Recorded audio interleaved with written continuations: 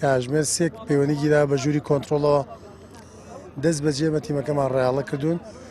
و کە گەیشتونە سەکۆیردا و بەداخەوە ئاگرەکە زۆر تەشەنەی کردبوو.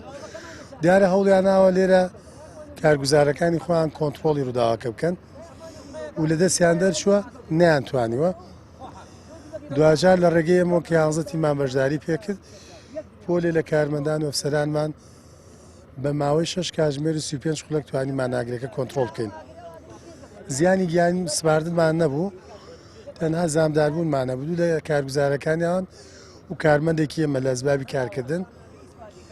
و بە نەتیجەیەوەی کە ڕووداوەکە ڕووداوێکی ئاگری لوتکەی بوو توانیمان ئاگرەکە کۆنتترۆل بکەین و بۆ ماوەی 6 کاتژمێر و 35 خولەک و لەگەڵەوەی کە ژمارەیەک ئۆتۆمبیلی کارگوزاری کۆنتترۆلکاریمان بەکارێنا و کۆمەڵی تەکنیکی تایبەت بەم ئاگرە چون ئاگرەکە ئاگرێکی شلەمەنی گرگتوو بوو ئاسان نەبوو تەنها بە ئاوکاری لەسەر بکەین بە ڕێگەی مادەی بەکاربێت لەو کڵاسەیە توانیمان کۆنتترۆلی بکەین. کاتژمێر 2 شەو ئاگرەکە گرتی هۆکاری ئاگرەکەی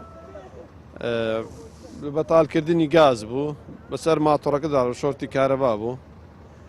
زەر و زیانەکە شۆڵای زۆرە تا 400-500,000 دلارە بەس الحەمدوللا زەرری گیانیمان نەبووە هەر زەرری مادی بووە بە خۆمان بە ستافی خۆمان و بە سارە حەری خۆمان لێماندا تا سەعات 3:30